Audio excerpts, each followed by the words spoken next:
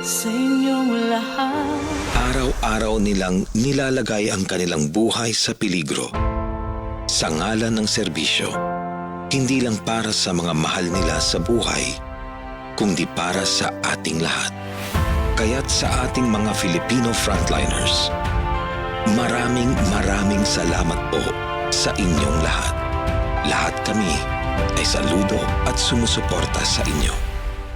Atid sa inyo ng PCOO, DOH, KBP at ng himpilang ito. Transmitting live from our brand new studios at TV5 Media Center and Reliance Mandaluyong. By land, by sea, and on air. Mula sa pinakabaksyong newsroom sa buong bansa. 25,000 watts. Radyo 5, 92.3 News FM. Iwanan mo na ang lumang tunog ng AM. Power and Play with Noli Iyala.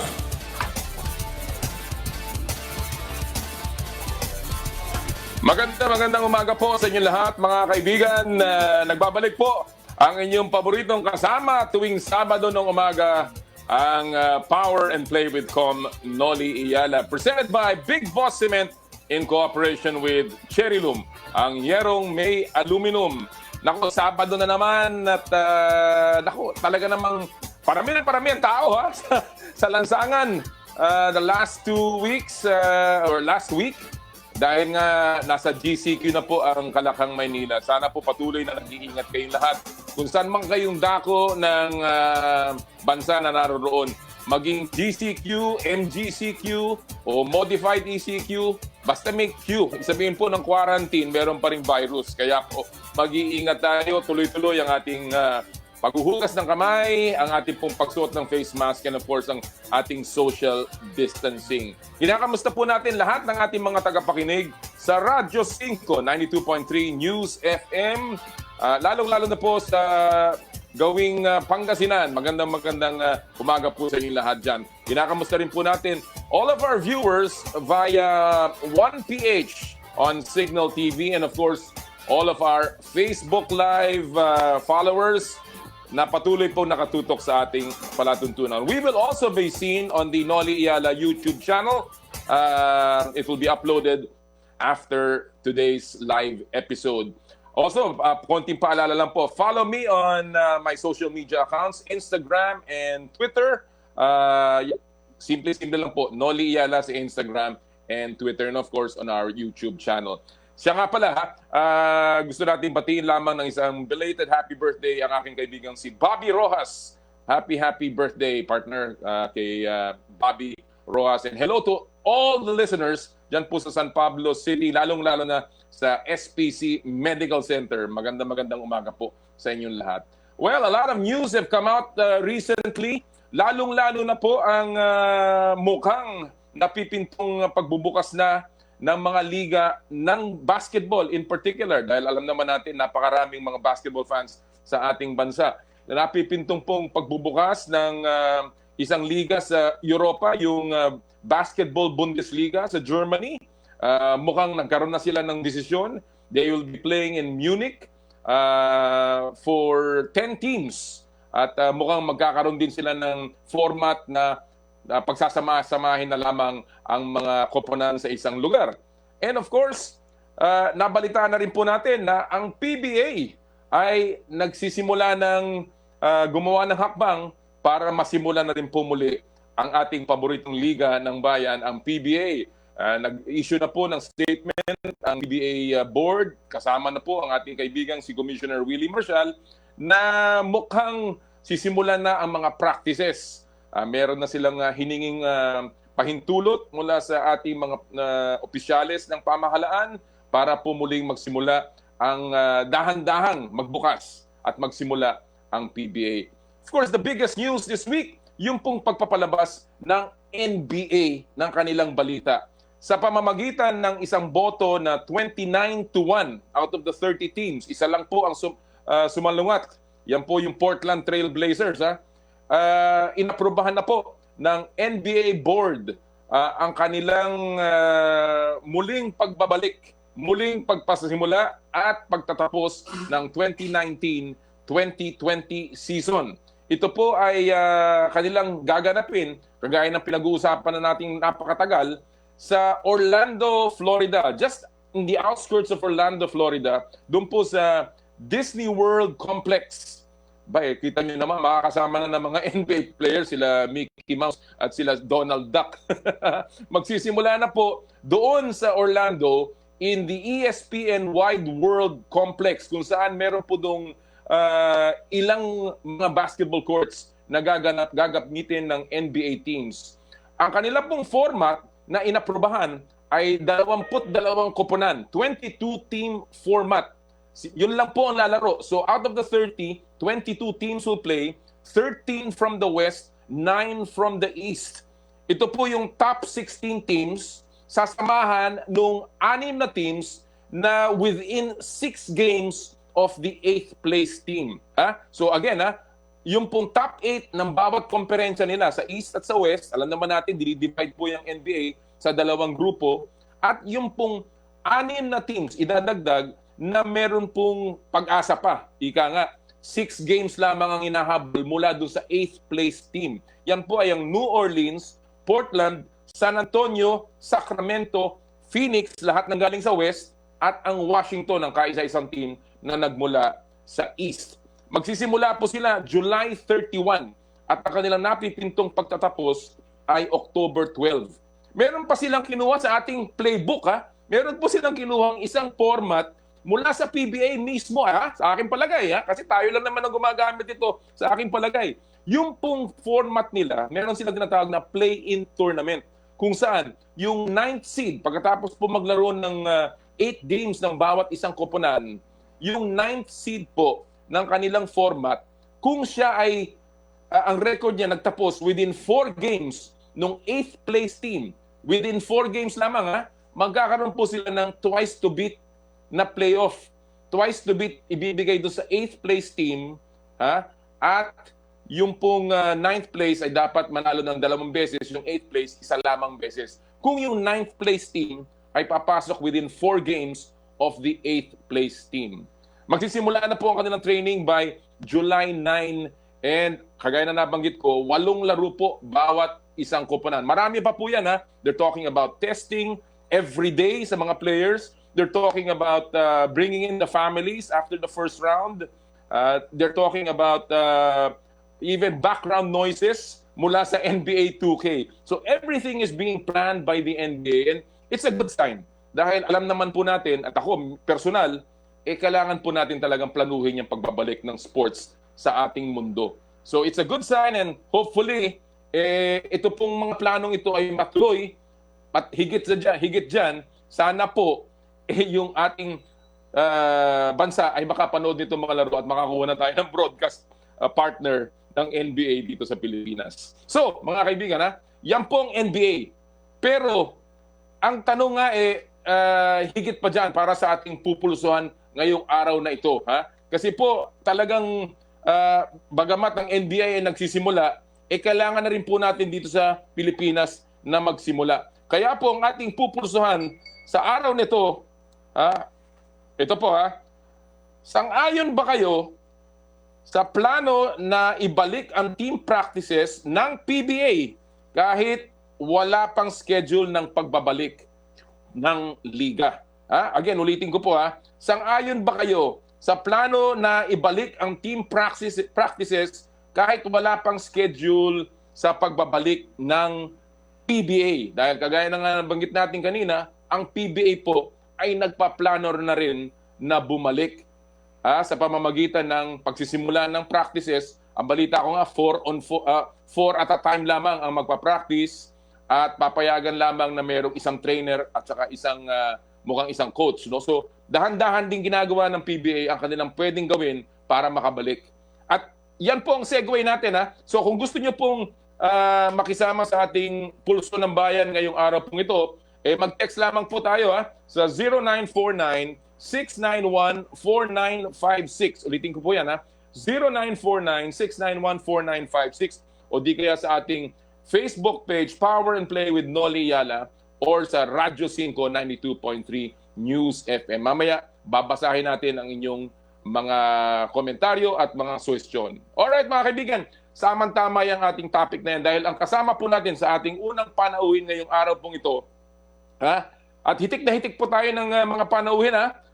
Babanggit ko lamang, mamaya po sa second hour, makakasama natin ang Grand Slam team ng Alaska noong 1996. Sean Chambers mula sa Sacramento, si Jeffrey Cariaso, at si Poch Juinio. Mamaya po yan, mga alas 9 ng umaga.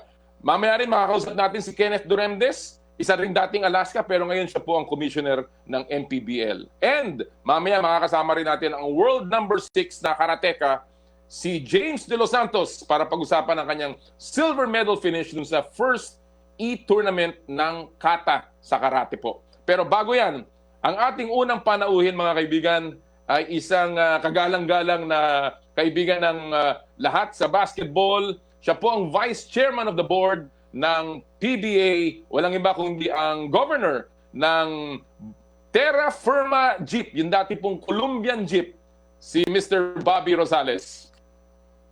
Magandang umaga. Magandang umaga, Sir Bobby. Kamusta po kayo, sir? Mabuti naman. Good morning to everyone, to all your listeners at saka sa lahat ng PBA fans. I'm glad to be here, Commissioner. I'm very happy to have you, Sir Bobby. Alam natin na very busy ang PBA and let's go straight to the point. Sabi ko nga kanina, mukhang naghahanda na po ang PBA.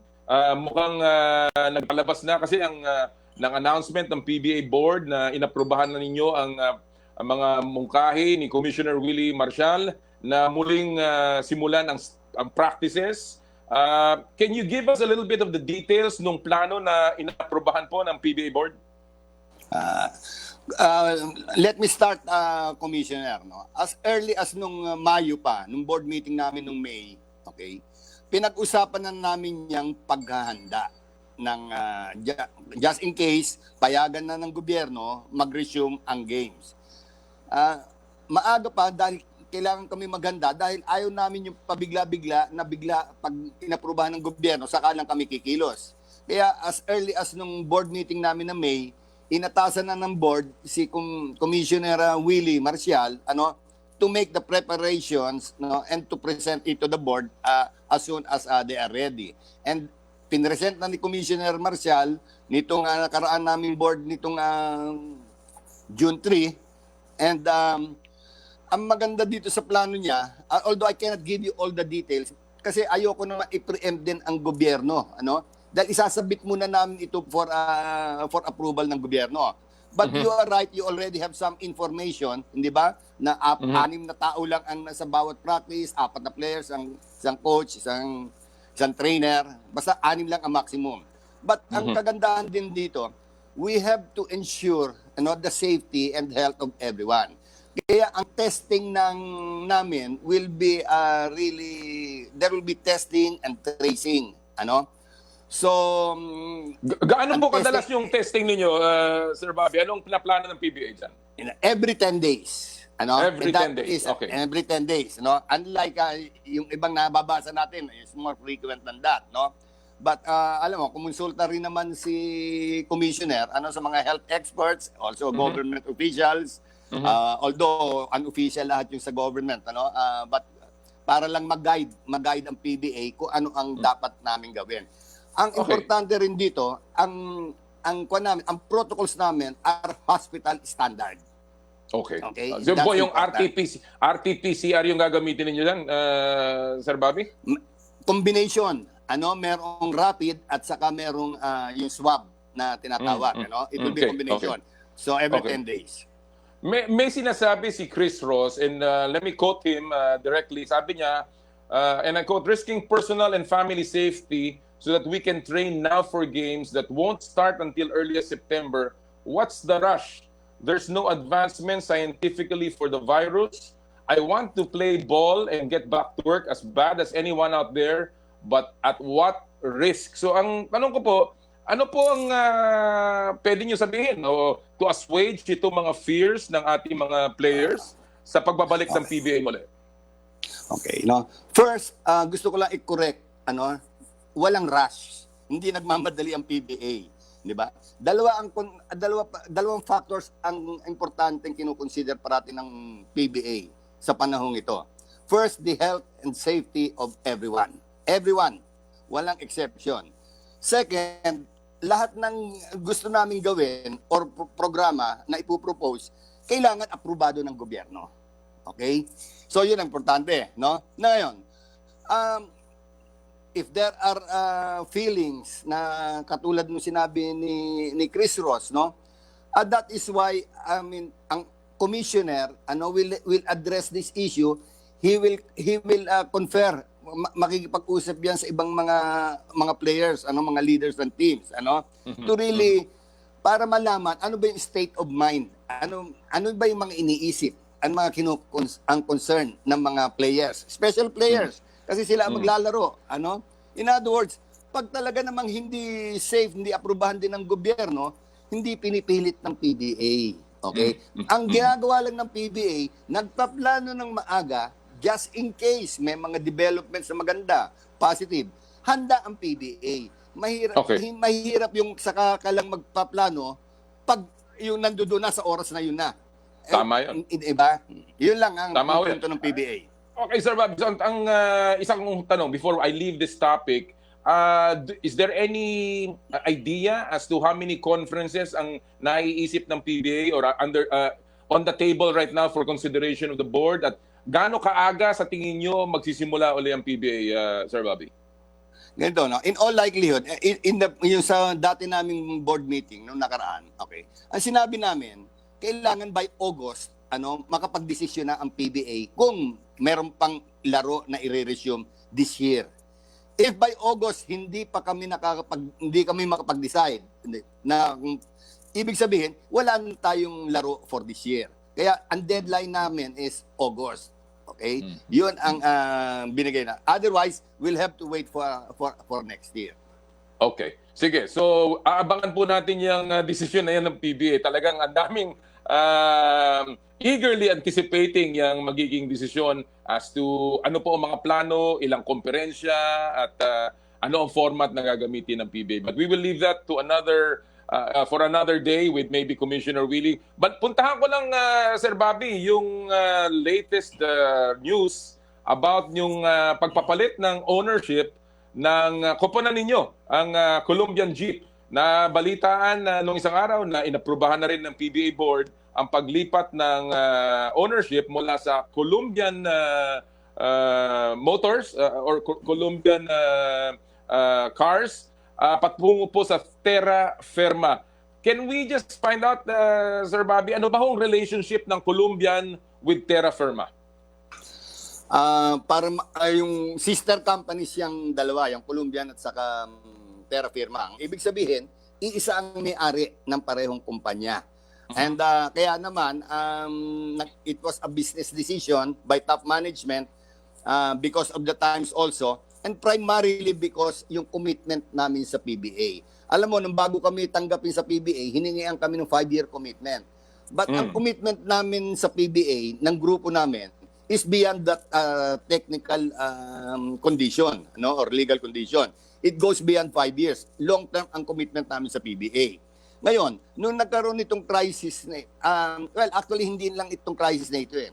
Ang Colombian Auto Car kasi, dati-dati, ang pinaka-big business niyan, yung Kia. Okay?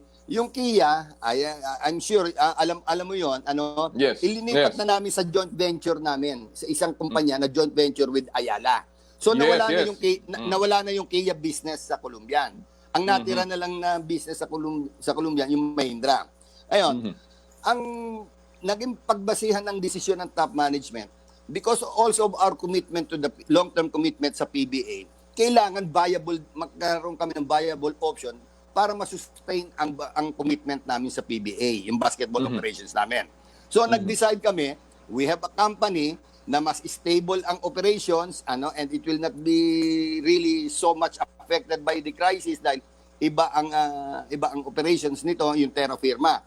So ang napagkasunduan ng top management, mas mabuti pa ilipat na lang natin yung basketball sa Terra Firma, which can sustain the operations of the team. Nabanggit nyo nga yung paglilipat dun sa yung joint venture nung Kia. Alam natin yan, na Ayala has 65% of the Kia distribution. Nabasa po natin yan, and it's a joint partnership with your group. Pero ano po yung negosyo nitong Terra Firma? Just for yung mga fans natin na mga fans ng Colombia, ano po itong produktong ito na pwede nating sundan sa market? Ang Terra Firma kasi, yan ang may-ari ng planta ng buong grupo ng Colombian, ng buong grupo ni Governor Alvarez. So, nandiyan dyan namin ginagawa lahat ng produkto, yung Mahindra, Peugeot, yung Jeep, diyan namin ginagawa, diyan namin ina-assemble, pati ang Kia dahil joint venture 'yan.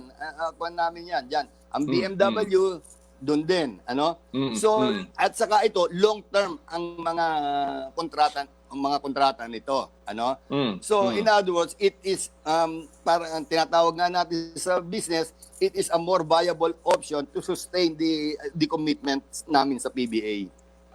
Alam naman natin na hindi po mura ang mag-maintain ng isang team sa PBA dahil lalong-lalo na ngayon sa panahon na to na hindi po kayo naglalaro, patuloy po na pinapasweldo ninyo lahat ng inyong mga personnel, players, coaches, and staff. Unlike the NBA na nagbawas ng 25%, ang PBA ba po merong ginawang pagbabawas sa mga salaries, Mr. Rosales?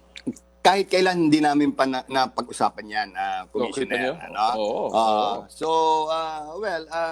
Nung minsan sinabi ko nga, I think the teams are in a position to withstand this crisis at least for this year siguro, But, you'll have to be realistic also. Hindi natin alam kasi kung gaano katagal itong crisis na ito hindi ba?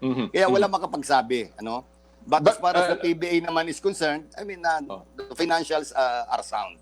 Yes, alam po natin yan at kahit pa paano ang PBA talaga naman mabubuhay. Ang talagang worry ko at karamihan ng fans of course are the teams dahil alam po natin na kayo ang talagang bumubuno ng napakalaking burden at kayo po ang nagtataguyod sa mga players. Now, kaya po ako napunta dyan sa puntong yan because there was a time when you were quoted na sinabi niyo po na pag tumagal pa itong lockdown na to, itong sitwasyon natin, ay baka magka-problema ang inyong koponan. Now, I wanted to ask you, given that and given lahat po na naging nangyayari ngayon, ang commitment po ba ng Terra Firma is very firm na magpapatuloy po sa PBA? Precisely, kaya namin ginawa itong move na ito from Colombian to Terra Firma. Dahil ang decision namin base sa operations ng Terra Firma na we can sustain our commitment ang operations ng basketball team for the long term. Okay. Let me ask you before I let you go, Sir Bobby. Ang una pong 5 taon ng Jeep ng Colombian, ngayon Terra Firma has been very challenging. Ika nga, you're still looking for a breakthrough sa ating PBA. Ano po ang outlook ng inyong koponan? It looks very bright with all the young rookies. Nakuha nyo pa of course, alam natin si CJ Perez is the cornerstone of the team. Nakuha nyo po yung top pick na si Roosevelt Adams. How does the team look? How do you feel about your team this year? Ang tingin namin, kasama mga coaching staff, we have better chances this year, And hopefully, saan talaga maka-breakthrough na kami, makapasok na kami sa playoffs, So, mga bata ang players natin sa team and lahat yung mga yan eager talaga kaya nga nung na-postpone na hinto ang games medyo bumagsak din ang kalooban nila but nabuhayan na naman ang loob ngayon dahil naghahanda naman tayo, So, kunyan, I think we have better chances this time. Well, everybody's looking forward to a breakthrough year para naman sa Terra Firma Jeep dahil alam niyo po, I've always believed in parity. I've always believed in great competition para sa PBA. And I think with your lineup, exciting lineup, hindi po to kahit anong lineup lamang, I think Terra Firma Jeep is firmly in place for a good year kung magsimula na muli ang PBA. Sir Bobby, I wanted to thank you for your time. Ang tanong ko lang as a senior, Kayo ba senior na, Sir Bobby? Hindi pa. Matagal na ako senior. Oh, paano yan? Makakapunta ba kayo sa mga laro? Kailangan lang mag-testing tayo. Otherwise, hindi tayo makakapunta sa laro. Well, we hope that talaga pong makabalik ang PBA kaagad dahil alam naman natin, lahat ng tao inaasahan ng PBA pagdating sa sports entertainment. At pag bumalik ang PBA, tila, hindi naman sinasabi natin yun na nga, but tila, normal na uli ang buhay. Mr. Bobby Rosales, marami po salamat sa inyong panahon. Maraming salamat din, Commissioner. Thank you for having me here.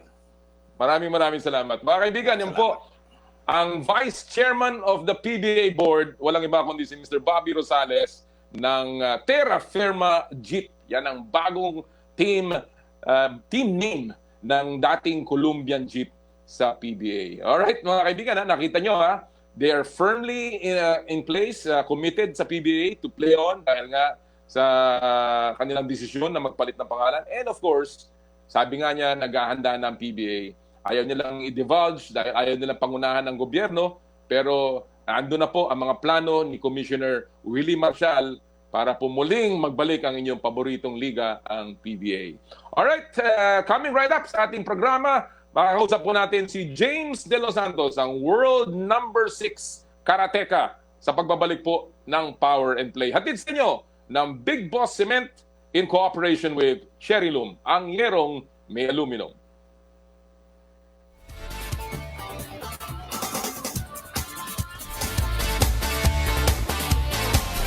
Power and Play with Noli Iyala.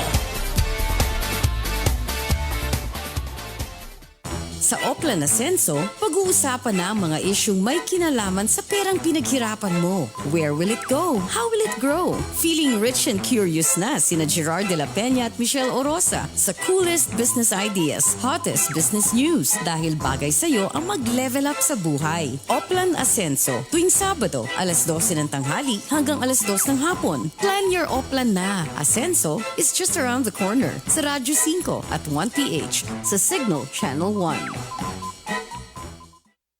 Pananaw sa buhay. Save now, enjoy later, or spend now, struggle later. Buhay at hanap buhay. Mahirap maging successful kung hindi mo lang alam kung anong ginagawa mo. Laging maaliwalas. Laging positibo. Income minus savings equivalent to expense, pero it's not the principle alone How does that principle apply to your life? Gagabayan ka ni Wealth and Life Coach Ching Kitan para makaahon sa problema. Dahil ikaw ang dapat kumilos. Ikaw ang gagawa ng paraan dahil kaya mo yan. Ching Positive! Kasama si Christina Lazo. Question galing sa text line, ano bang magandang marketing strategy or promo sa isang generic gas station para maengganyo ang customers na bumalik? Tuwing linggo, alas 6 hanggang alas 8 ng umaga. Point A to point C, tuturuan ko po kayo kung paano mag-start ng business. Think positive. Bawal ang kokontra, bawal ang nega. Hindi na bale, nawala akong iPhone. Basta, meron lang akong e-phone. Sa Radyo 5 at 1PH, sa Signal Channel 1. Power and Play with Noli Iyala.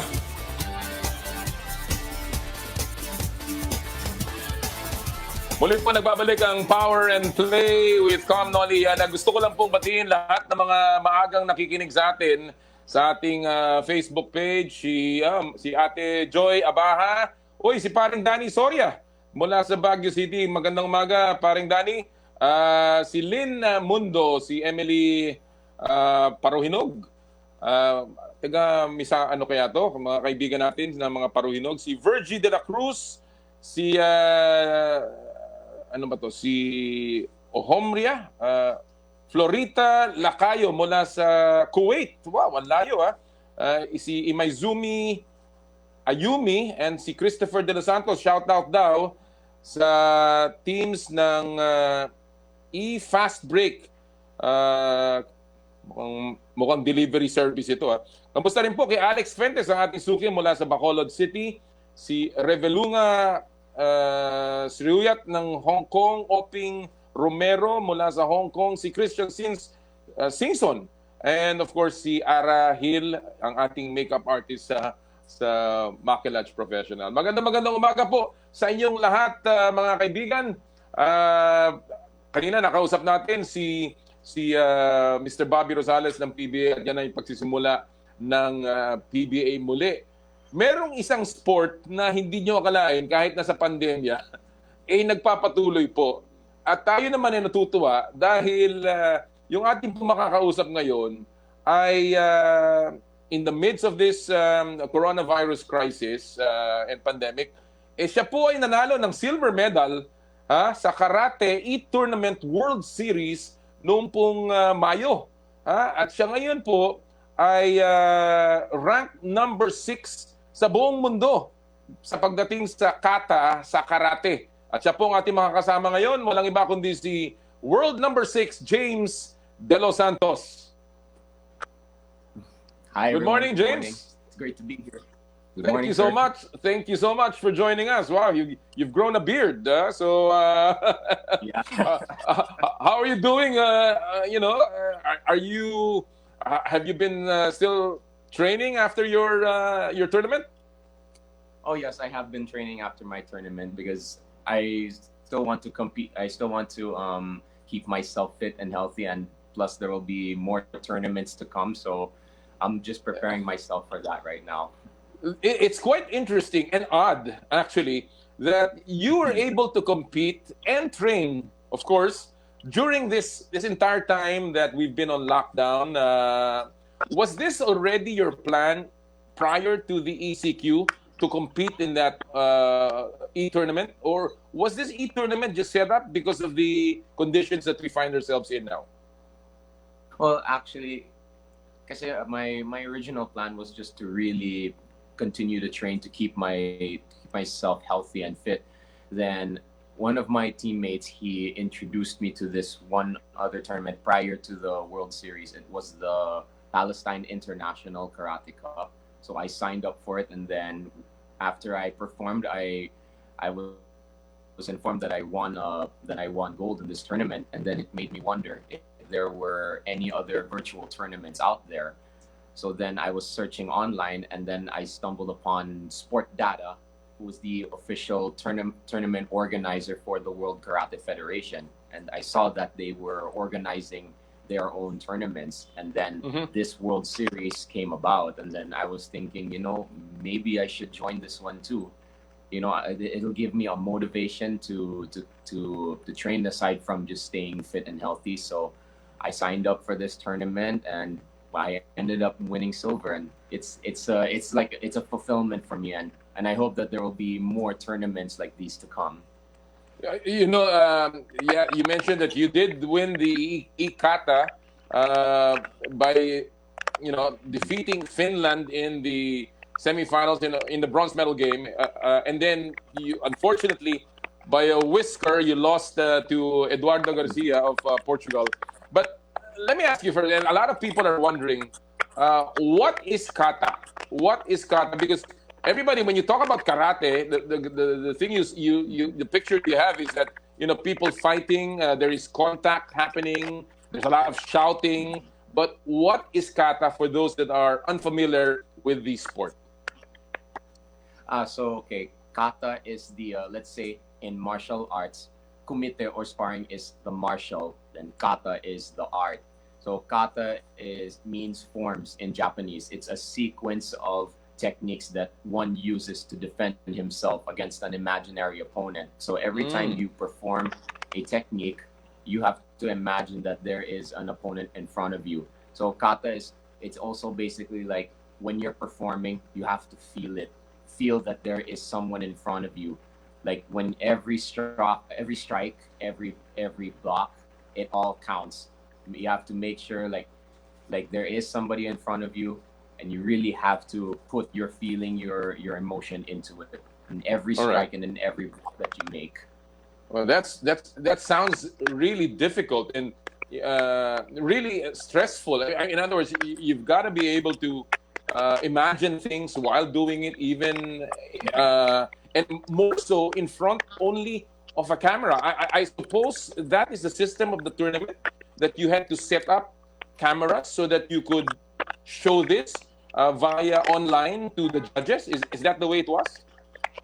Yes, actually it was like that. It's the way I would say that in comparison with the actual competition, because where the camera is positioned, that's from the judge's perspective. All the judges are seated right in front of you, and then you have to perform right in front of them. So yes, I could say that that was how the tournament was set up. I had to upload a video of myself doing my chosen kata, and from a point of view where the judges can actually see it, so that they can see everything, like everything, the technicality, my athleticism.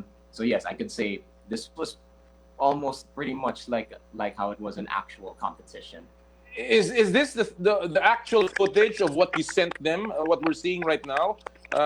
You were in a blue mat in your home, right there. Is that the actual footage that you sent to the judges?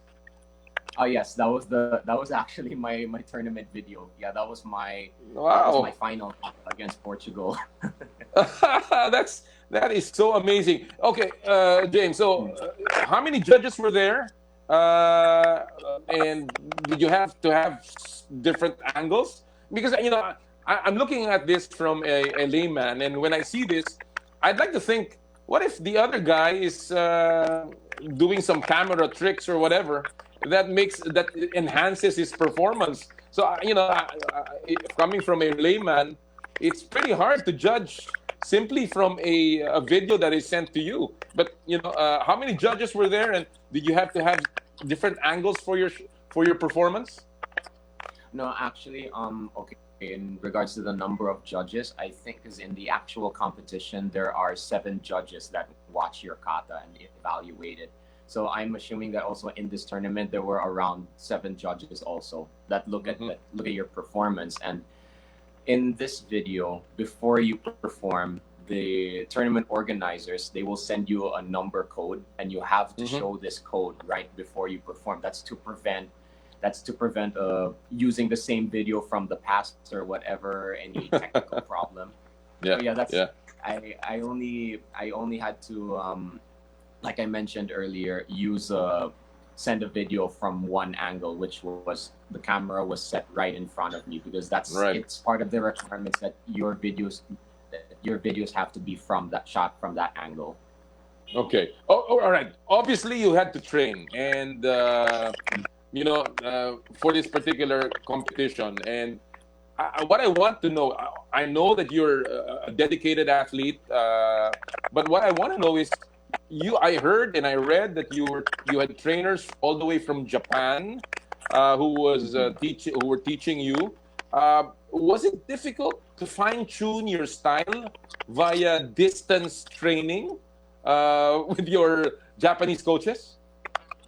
Well, because I would say, like, from the actual training is it's much easier because your sensei is just right there in front of you. But given the situation that we're in right now, I had to make adjustments into training online. But I was able to understand what my senseis were teaching me, because they were shooting also they were calling me from online as well, and then they would point out, like, they would check my performance, and they would point out what mistakes I have to correct. So it was easy for me to understand and adjust, because also one of my coaches also knows how to speak straight English. So I was like, wow, okay, I was very fortunate. So it was easier for me to understand what the corrections that had to be done in order to prepare for this tournament. One of the things that have been discussed in the past is the form that you learned in Japan, Shotokan. Can you tell us a little bit about this, and how different is this from how we here in the Philippines trains? Okay, so yeah, my style of karate is Shotokan. They say it's also called modern karate. It was founded by Master Gichin Funakoshi, like way back, I think in the early 1900s. So there were other styles that Funakoshi studied before he founded Shotokan. So what he did was he simplified the moves, the techniques, the stances, the strikes, the blocks, and everything else. So yeah, that's what my style is all about, because the founder of Shotokan Karate. He's also dubbed as the founder of modern karate, which Shotokan is a much more an easier style to understand. I'm not, don't get me wrong. I'm not criticizing the other styles or anything, because I've also like I looked at the other styles of karate, and I saw it was interesting also, like their katas and everything are. It was also interesting for me to learn, because aside from Shotokan, the final kata that I did in this tournament, it's from another style, but it's the techniques are very similar to Shotokan karate.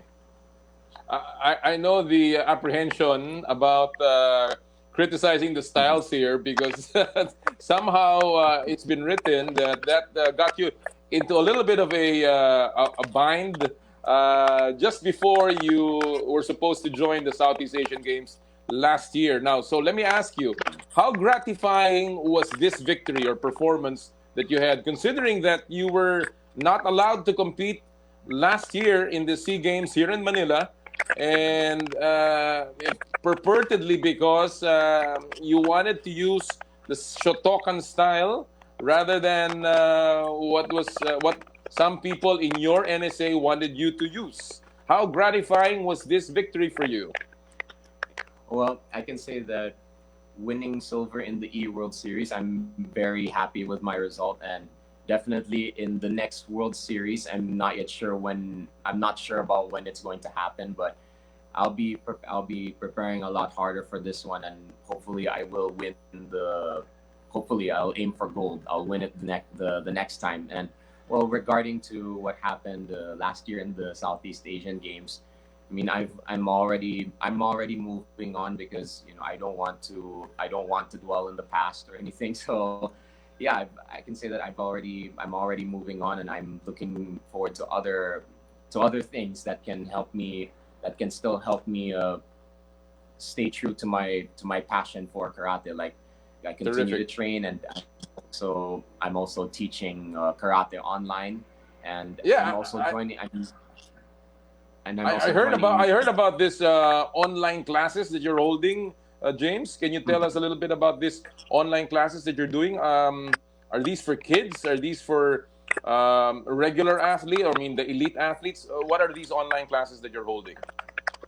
Well, actually, because I do have different students. Like I have kids learning from me. I have people from different ages learning from me. Whether it's like they want to learn the basics of the basics of karate and kata itself, and I also have some students who've already competed and want to fine tune their kata even more. So these are the things that I offer in my my online classes. So if anybody wants to try out my class, then feel free to contact me. Like I'm more than open to accepting more students. Why don't you give out your where they can find you in these online classes? Oh yeah, I've shared on my Facebook and on my Instagram pages, but then yeah, I will continue to further promote my classes, so that people will be aware that I'm very open to teaching more about kata to these to more students in the future. Out of curiosity, when you competed in the E-Tournament World Series, were you actually endorsed by KPI for this tournament? No, I was not. I actually I joined because I wanted to do it out of my own will. So yeah, like I also wanted to join this tournament also because it was a good motivation for me to keep myself fit and healthy, and it's also something to look forward to in terms of self-fulfillment. And it's something that I really enjoy doing is continuing to compete in these tournaments.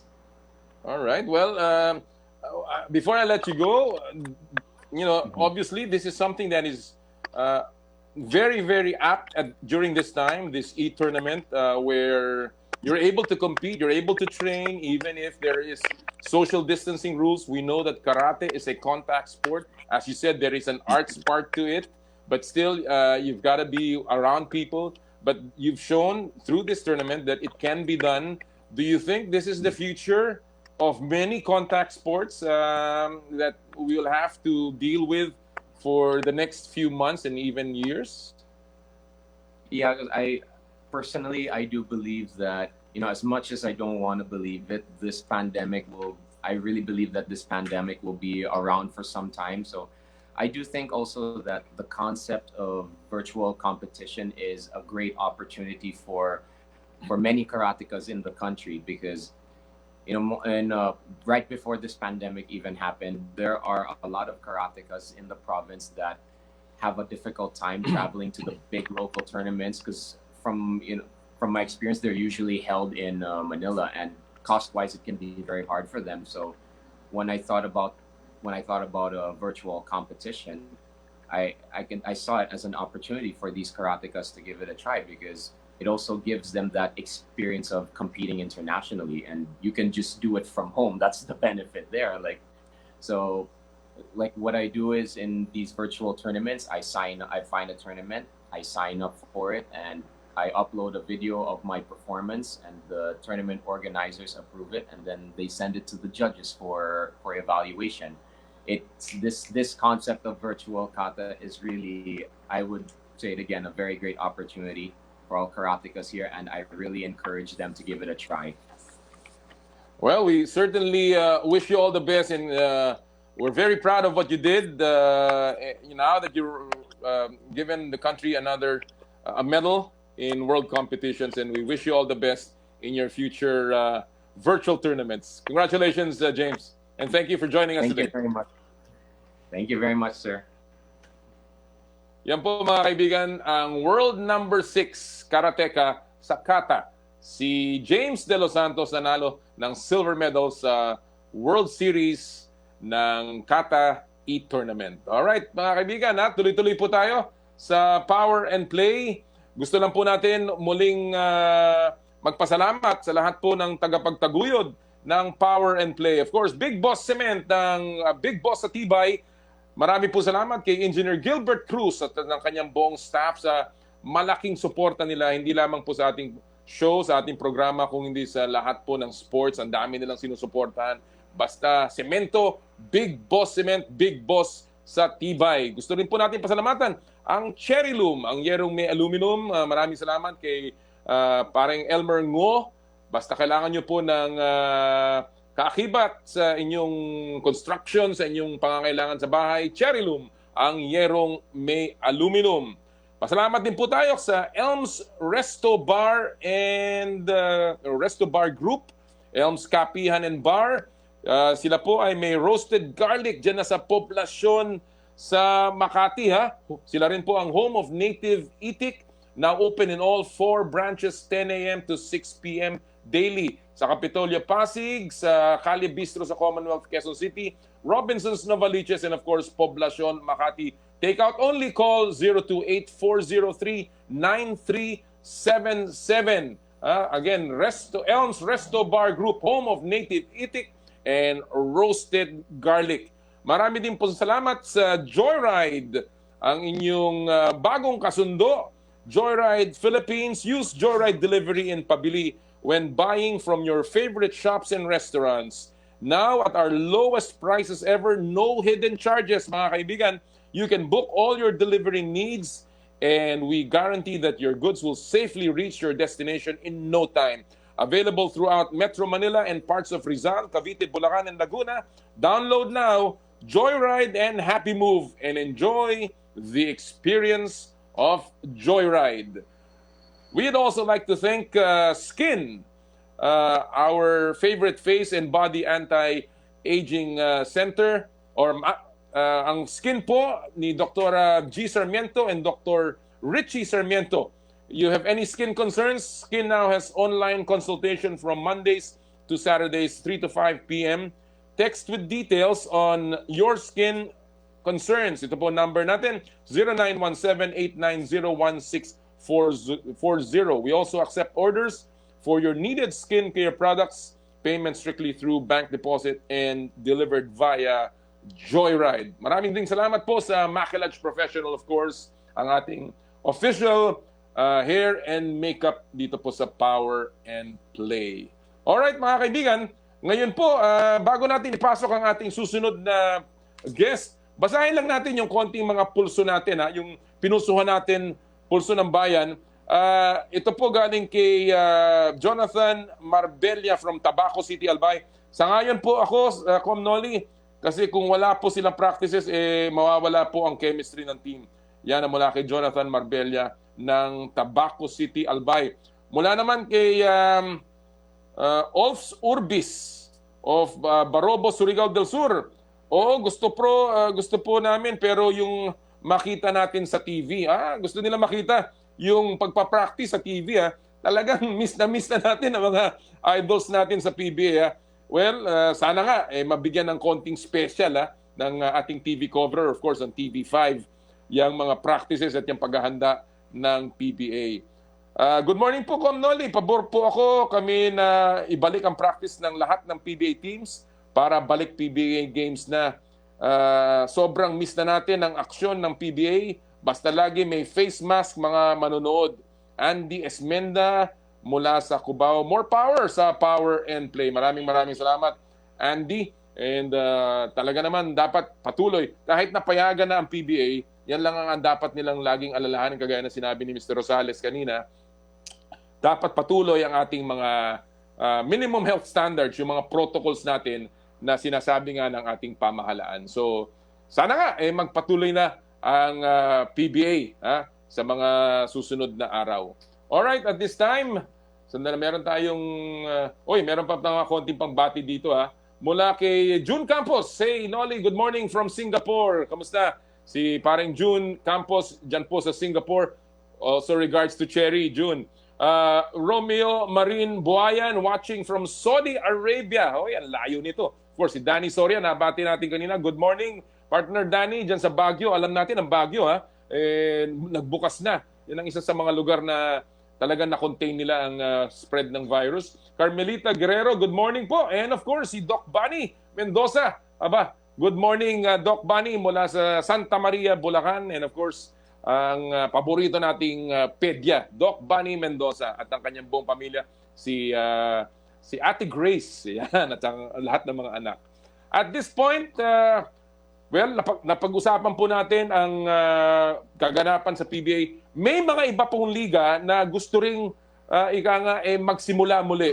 Meron din po mga liga na nagpaplano na rin. At isa po dyan ay ang ating community-based league na marami pong mga kupunan ang sumali, and of course, marami ring natutulungan ng mga basketball players. At makakasama po natin ngayon, walang iba kundi ang commissioner ng MPBL, ang Maharlika Pilipinas Basketball League, walang iba kundi ang PBA legend, one of the greatest players of the PBA, si Commissioner Kenneth Doremdes.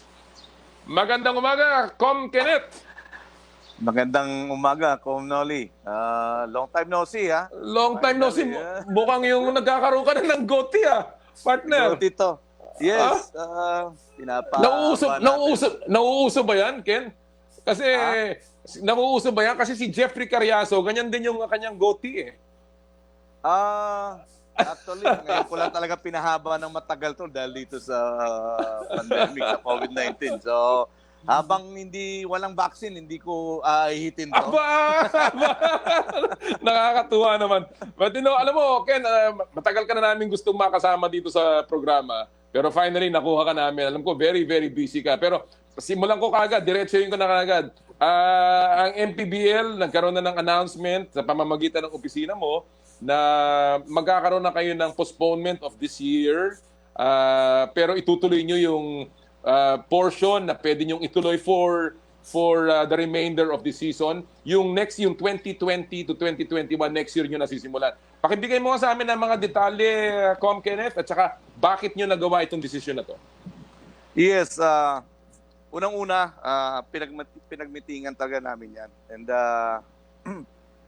of course, kinonsult natin yung mga kasama natin, yung mga team owners, no? And ang number one concern talaga nila is yung health issues. No? Ang lumalabas is pag wala talagang vaccine, talagang hindi sila papayag na ituloy natin this year. So, nag-meeting kami nila settle money. And ang sinabi namin is, kung wala talagang vaccine, mahirap magpatakbo ng liga, boss. And aside from that is yung mga LGUs, baka hindi rin tayo bibigyan ng permit, no? Dahil Oo nga. community-based tayo. And yun, Paano, Ken, yung sinasabi ninyong tatapusin ninyo yung 2019-20, yung season for this year, yung 2020 season, yung natitira pa para sa inyong finals ng year na to? Yes, tatapusin talaga siya, pero again, iniintay pa rin natin kung kailan i-open ng government yung mass gathering, yung mga sports events na kagaya ng MPBL. Napakahirap po dahil maraming guidelines and maraming restrictions. So kami, nagbe-base kami doon sa announcement ng government natin, pero until now, wala pa rin. Pero yung plano talaga to finish is talagang tatapusin yung Lakan season na yan dahil imagine parang 6 games away kami para matapos yung season. Oo. Naabutan Tinamaan pa ng Actually, matatapos tayo ng maaga kung hindi tayo nagkaroon ng SEA Games. Swak talaga sa schedule namin sa calendar. Kaso nagkaroon tayo ng 2-week break dahil dun sa SEA Games ng December. Eto, hindi naman natin nasahan na magkaroon tayo ng pandemic. But sayang, tatapusin talaga siya. May mga plans. And so ngayon, anong konsepto, Ken? Anong konseptong iniisip ninyo? May napabalita kasi na parang tinitingnan nyo din yung bubble concept na paglalaruin mo yung mga teams mo sa isang lugar lang. Totoo ba to? Tama yan. Bubble concept and isang venue, isang hotel lang for all the players and staff, yung mga involved. Meron na ba kayo nakikitang lugar, Com? May initial talk kami na nag-offer and i-formalize na lang namin. Pero ang question is, walang definite date Pero yung Araneta, tinitingnan namin na magiging venues siya for, ano na lang yan hindi nga aabuti ng 1 week yun yung tournament? Yung tournament, hindi na siya aabuti ng 1 week kasi pareho ng do or die yung division finals So 1 game na lang yun. Sino matalo doon, uwi 2 teams. Matitira 2 na lang. So hindi yun siya yun na yung championship. Yun na yung championship. Best of 5. So hindi siya masyadong mabigat. Yun nga lang, yung alam mo yung guidelines. Kailangan talaga yung mga protocols susundin natin kasi mahirap. Lalo na at wala pang vaccine. Well, lalo-lalo na sa liga ninyo. Very difficult yung gagawin yung pagsisimula dahil alam natin, kayo home and away. So may logistics issues kayo sa biyahe, sa eroplano, and of course sa mga hotel. Tama yung sinabi mo, yung mass gathering. But the other thing about there, of course, yung TV contract ng MPBL. Ito ba pinag-aaralan ninyo na alam naman natin yung partner ninyo ay merong konting issues but still, tuloy ba yung kontrata nyo? How long is the contract with the MPBL pa? Actually, yung contract natin nag-end na nung March, I think. I'm not sure. Pero 1 year lang ata yun. Pero based doon sa meeting namin ng last time, ang Liga channel nila is still open. Cable nga lang. Cable nga lang. So doon probably doon namin palalabas and then yung sa live streaming natin sa Facebook. Doon na lang muna. Alam naman natin, Ken, that pag-usapan natin ang MPBL, no? Alam naman natin how much also yung kumbaga yung fan participation dito napakahalaga para sa MPBL. Alam natin na nagkaroon ng model. In fact, I had an opportunity to talk with some NBA stars and I will be showing that in future programs ng Power and Play.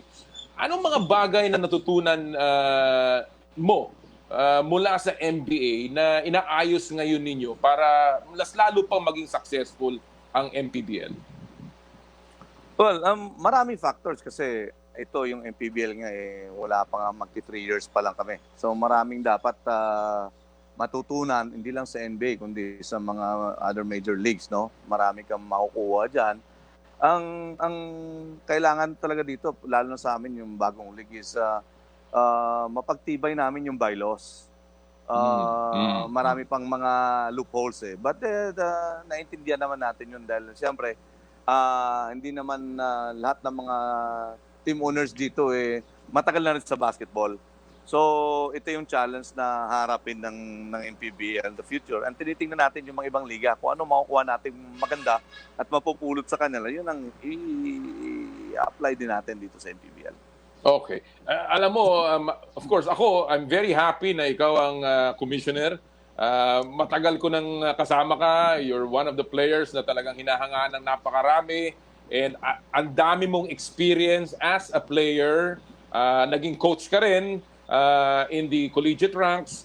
Ano ba ang mga karanasan mo as a player na ngayon ay nagagamit mo as commissioner? How has it been ang experience mo as commissioner, Com Kenneth? Well, I think yung mga nabibigay natin na natutunan natin through experience as a player is yung patience and leadership. Dito sa napakalaking liga na to, 31 teams, alam mo, kaya nang sinasabi ko nga kanina, marami dito, hindi pa ganun kalaki ang experience sa basketball. So, kailan mo balansehin. And dito kasi may involved na LGU. So, kailangan balansehin mo rin dahil kailangan mo rin yung LGU kasi dahil yung partner natin sa basketball. So, maraming factors and kagaya niyan minsan sa venues, hindi naman lahat ng venues malaraneta, malamowang ang design. So, may aircon, may hinding aircon, kulang yung dugout, facilities, hindi nasisira pa minsan yung mga electronic scoreboard namin. So ano siya talaga, daming birth pains, but it's a challenge na, ayun nga, kailangan ng mahaba-habang pasensya. Talagang kailangan sa trabaho natin yung ganyan, yung pasensya, Com Kenneth. Kasi siguro kung meron akong maipapasa sa iyo, talagang, alam mo naman yan, kailangan talaga minsan na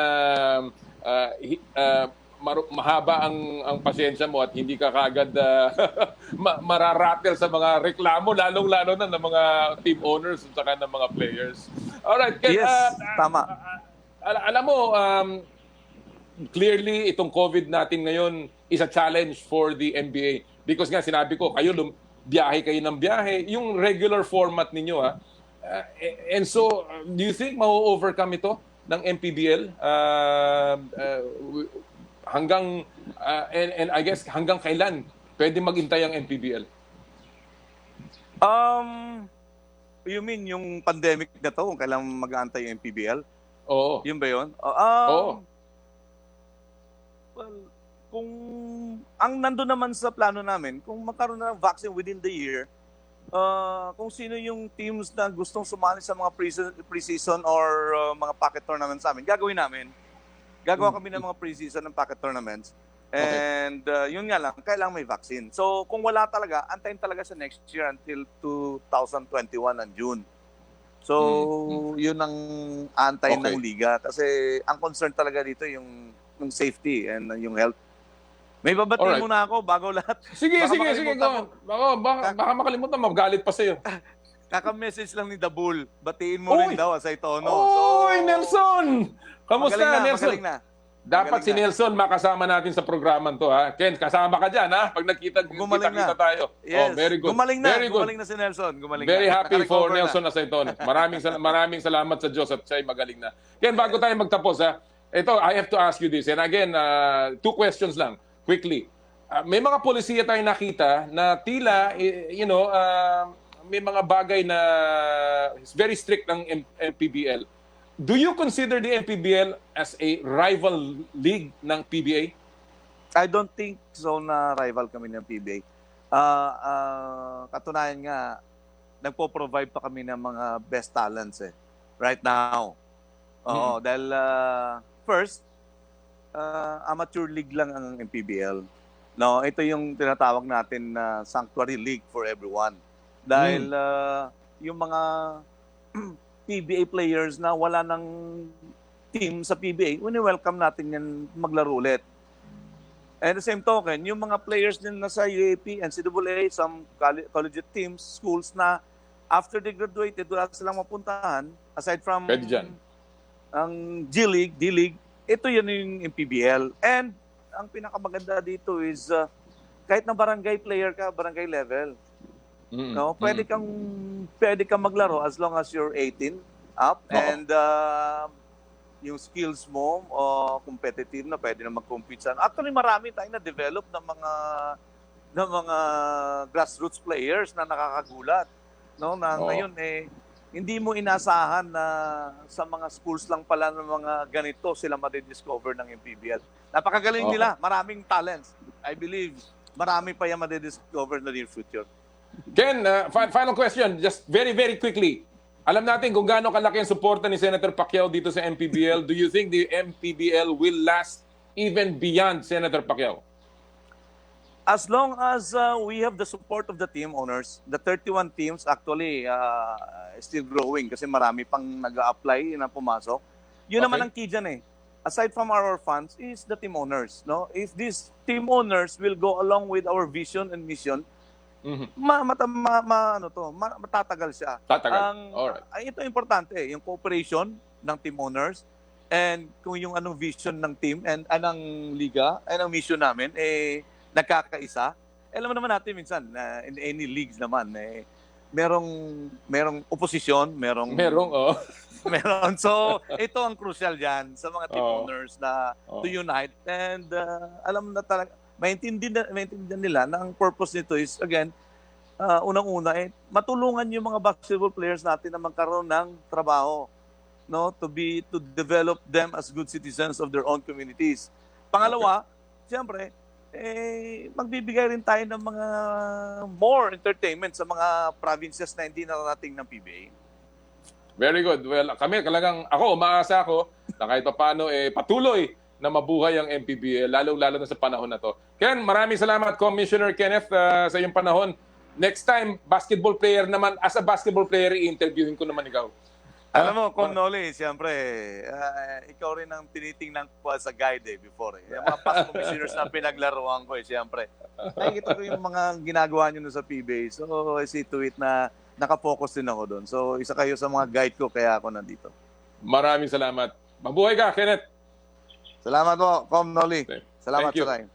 Yan po mga kaibigan, ang MPBL Commissioner, the legend ng PBA, Captain Marbel Kenneth de Remdes. Alright, we'll take a very quick break. Sa amin pong pagbabalik, ang 1996 Grand Slam team ng Alaska sa Power and Play.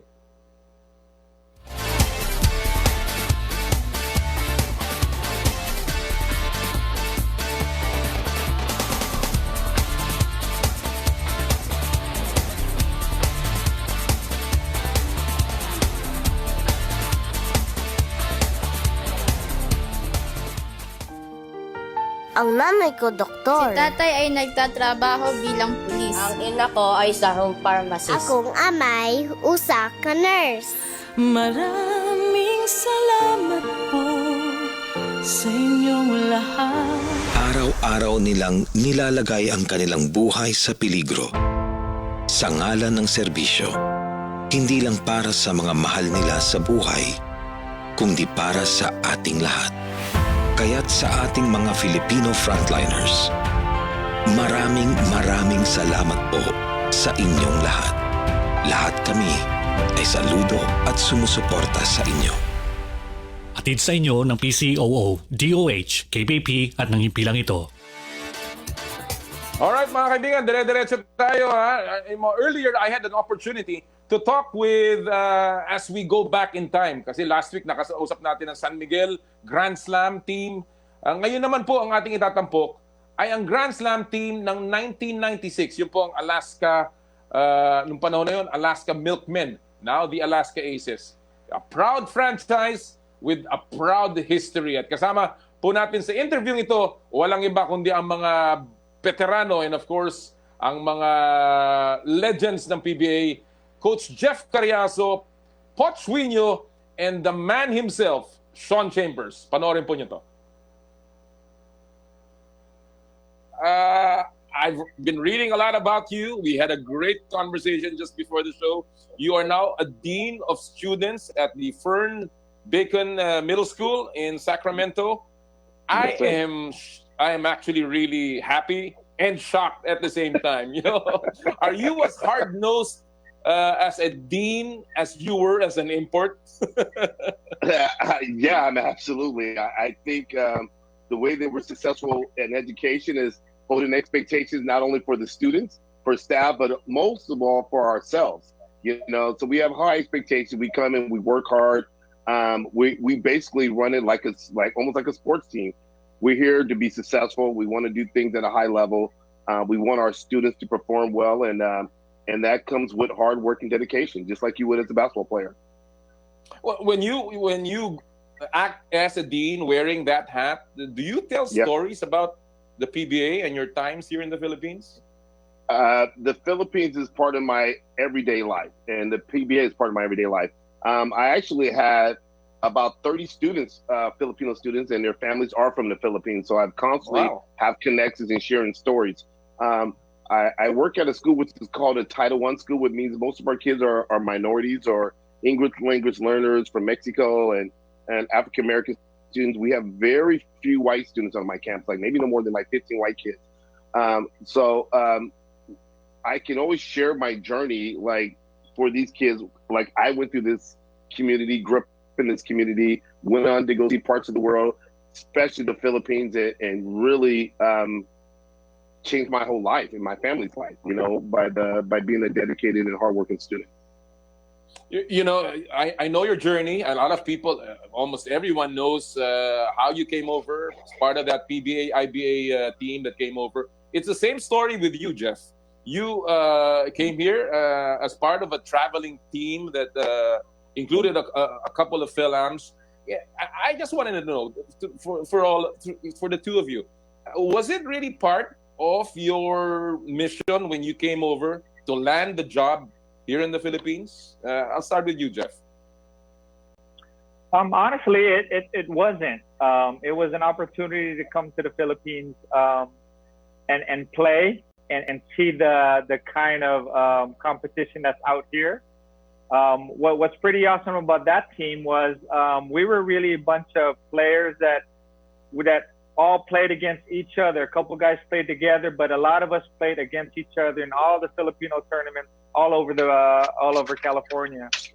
So one year they were forming a team to come join and be part of the PBL conference here. And, I got on that team and just really, my love for basketball, I just really wanted to challenge myself to see what kind of a competition that was out here. I knew there was always a love for basketball here, and I felt there was a good opportunity to do something different. So, yeah, my only expectation was to come out here and play against guys that I know love basketball and are very talented. And we got that. To stay, I think that was another conversation when I got here. So, obviously, I'm glad I did and, took the risk and, took the opportunity, and I'm still here, 25 years later. So, and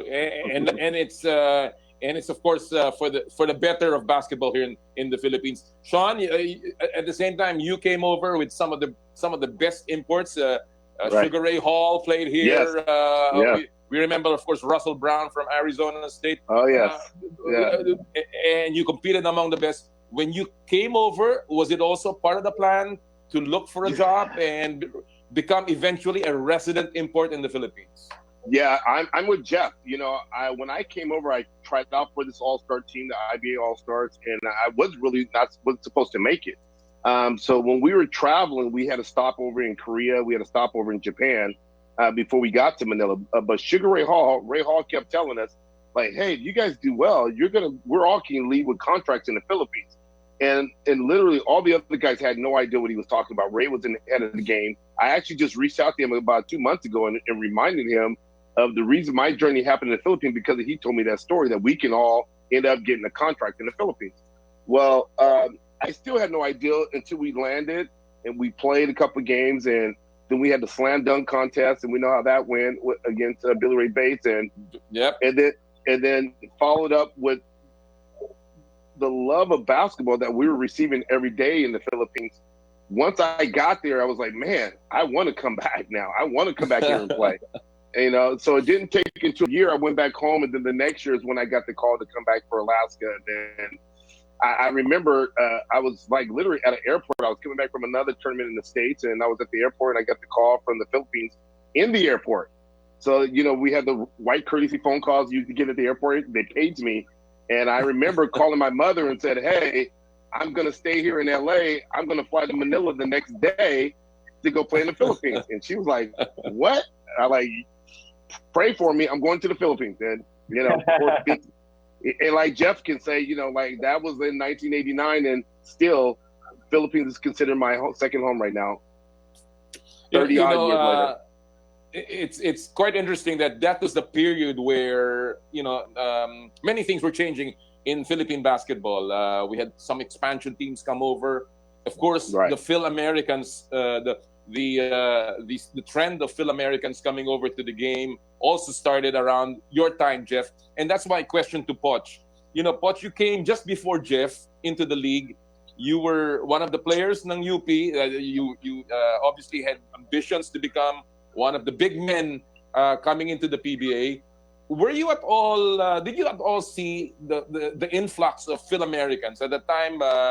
Eric Mick, Ali Peak started to check in. We started seeing all the Phil Americans come in. Did you feel it as a threat to your own career path towards stardom in the Philippines? Not exactly. I took it as a challenge for me to be better than them. And of course, as Filipinos, we have our pride, so we don't have. We have to guard our positions, our slot in the team. So that's my mentality back then, to guard my position, my slot. So I have to be there and updated with all what's happening with the team. It's interesting you say that, guarding your position and also obviously trying to prove yourself. It was a challenge for you. I guess for all of you, when you enter a team like Alaska and the culture that Alaska has, there is a certain challenge to be the best that you can be. And I want to throw that right now to all three of you. What specific roles, obviously even as rookies, even as a new player, Sean, what specific roles did you immediately have with your team, with Alaska, when you entered the team? When you came in, for instance, Jeff, it was a team that was already rock solid, right? And you were coming in as a rookie in 1995. Were you given any specific role by Coach Tim Cone at the time? Well, I think what was nice was, first of all, I will say that it was actually a good start for me because I had the veterans who you could rely on that sort of carried the team on their shoulders. And me coming in, I think there was really no direct, specific kind of conversation on this is all you can do. I think what was nice was Coach Tim allowed and the coaching staff just allowed me just to play my game and and to improve on my weaknesses. So it just turned out that during that time, come on, with guys like JoJo and Johnny and Bong, and then you have Sean as an import, and then Poch is our center.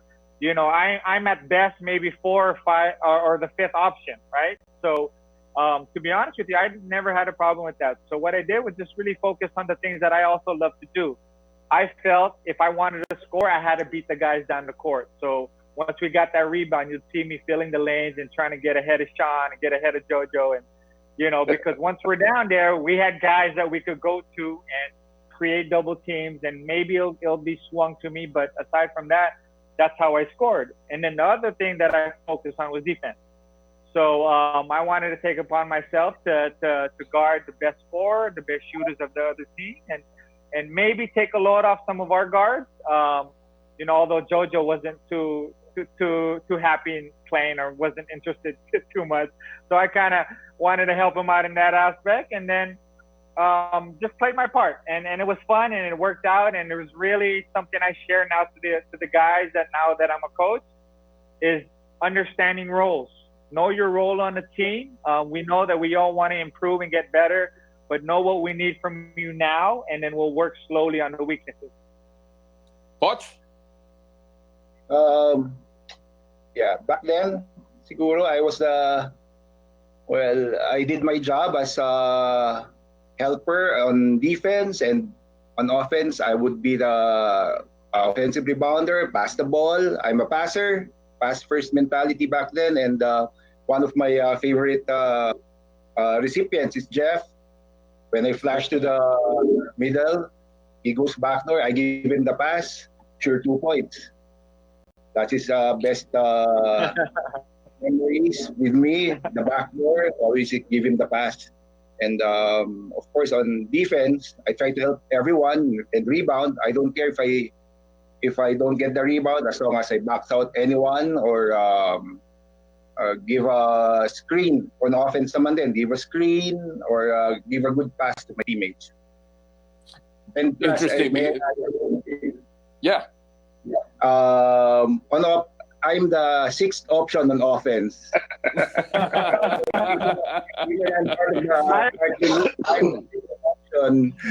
already said you're the fifth. I'm the sixth. I'm younger. I already said you're the fifth. It's interesting. It's interesting, Sean, that you saw this. You saw this transition. You were there when this whole Alaska team became a super team. You came in '89.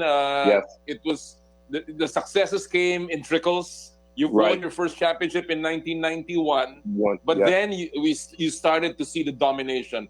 How did these two guys right here, Jeff and Poch, fit into the pieces that you were needed to make Alaska that Grand Slam team of '96? Well, they were both the ultimate teammates. They both came in, didn't come in with egos. They didn't come in with like I gotta have the ball star mentality. They just kind of fit the mode of just being part of the team, being part of the family, and being part of an amazing unit. And that was hard to buy into in the PBA back in those days, because the people that were being the superstars were the ones that were making the big money. So players were going out trying to be superstars, and to get guys to buy into a role, buying into being part of the ultimate unit was what made Alaska so successful. When I first came into the league, remember, I came in, we had Abid Gadabin, Yo-Yo Villamine, Bogues Ordonado was my coach. We had Abid, Paul Alvarez, Boy Cabajo, Rick Murata, B-Boy Rivanas, those, Frankie Lim. Those were my first teammates, the old school guys were on their way out. I've been lucky. I've been part of three starting in '89, and I finished out in 2001. So I've seen such a change in the league that was so amazing. I played against, Ramon Fernandez, and Jaworski and those guys and Twadless, and then it went on to Borgel Meneses and June Lumput and the Big Pablo and those guys later on. And I saw, it's kind of funny, I came across so many videos since the COVID happened. I've been watching a lot of old games. So I got a lot of games where you were doing the commentating. Yeah. And it was always a pleasure.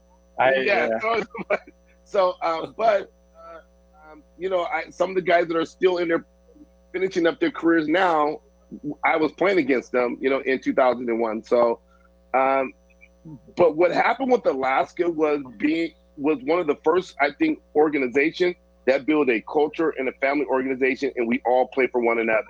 And I think other teams learned from that in the PBA. We made the PBA better because everybody just kind of followed that. Look, we need to make this more of a family kind of oriented thing instead of just a straight business. Get your bonuses, you win, you go your separate ways.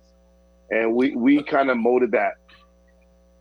All right. Well, one of my pleasures as a broadcaster was covering all of you. I thought that it was one of the best times in my life just to see how beautiful you played the game, how well you guys came together. And that's my next question. Alaska has always prided itself with culture. It's always prided itself with building a chemistry together. I want to know what were the techniques? How did your coaches, how did management build culture for all of you during that time? You guys were obviously all independent republics. You've got superstars there. You've got Jolas, you've got Johnny, Bong Hawkins, Jeff, Poch, Sean, you were there. Were you, for instance, Sean, were you required to stay over even during the off season, or did you take it upon yourself? Like Jeff, did you feel like you needed to be in the office all the time? What kind of policies and practices did Alaska do to create that culture, that chemistry for the team? I'll start with you first, Poch. First of all, I think buying into the system talaga of Coach Tim. We believe in him talaga. And of course, tried and proven naman yung system niya. And for me, being able to play is believing in the system. That's one thing that I believe. You must believe what your coaches is wants you to do, and then you can play. That's it. Jeff? Yeah, for me, I think Poch covered Coach Tim, so that's definitely a big reason, leadership. But it also derives from our owner, Boss Fred Ruitensu, and how he runs his company. So he runs his company, and we don't just use words like integrity and respect and discipline just to say. They really run it that way, and it really trickled down to the team, and of course led by Coach Tim and the coaching staff. We don't have a lot of the luxuries that all the other teams do, but you know it really is special because I've been a part of it. It really does make it that much more special when you find a way to win, you find a way to overachieve, and you win that championship that you guys are going for each and every day. So it really starts from the top, and it trickled down to where we are. And then just for the players itself, the guys that really were soldiers in that kind of attitude to kind of sustain the culture and to improve the culture. Our leaders that we just talked about, Sean, Poch is a leader, Jojo, Johnny Bong. Despite of the different personalities, they were all leaders in their own mark, and it really just kind of you walk in there and you're like, okay, this is how it's going to be done. I have to be able to adjust to it. So either you don't, or you don't play, or you go to another team. So that's really how it is. Sean, were there specific stories that you had, just like what you were saying, that you asked the rookies to carry your bags? Obviously, these are not just orders, but this is a way to, I guess, create the bond. Sure. And that's something that Alaska is so good at. So I think we'll start with Jeff's comment. It starts from the top, trickles down, kind of like running a school. Mr. Uitensu, like Jeff said, we use the word integrity, honor, and doing things the right way, win the right way. That they don't take that lightly. They mean that, and they mean it by heart. And so then you have to get like-minded people in your organization. So when we were going out drafting kids and bringing new players in, so when Tim went out and got Johnny, we vetted him. We knew Johnny was a great guy. Jojo, I think, was the biggest transition to Alaska, actually, because Jojo was such a character, a high character guy, and such a high character person. When we got Jolas, it really was a change of bringing certain character guys into our organization. So then came Johnny, and then here comes Bong, and then we got Poch and Alex Adeneta. We were getting guys that were just good people first, and then better basketball players. And then Jeff came along, and it just came. Merwin, Merwin was such a great guy. Ruel Gomez, and you just had all these guys that were just good people. And so then we put that all together, and then we created such an amazing unit. What I used to do, and I don't know if you guys remember this, every year I would come back, I would bring back these T-shirts, these N1 T-shirts, and give them to all the players, and they had all these different jokes on them. I learned how to do a pasa lubong because the guys always call me cheap. All the players call me Kuripa because I didn't want to treat them to lunch or dinner or anything like that. But I would bring back a T-shirt every year and give one to all the guys as being part of the culture of Alaska. But again, when you're like one of the leaders, like myself and JoJo was at the time, and we wanted to do whatever we can do to help win games. All the younger guys were, and we always wanted to be guys. We wanted to be a good, high character guy. All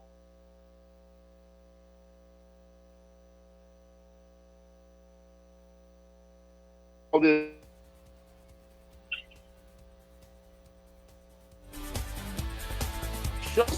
one of those guys that you can't really say was dominating. He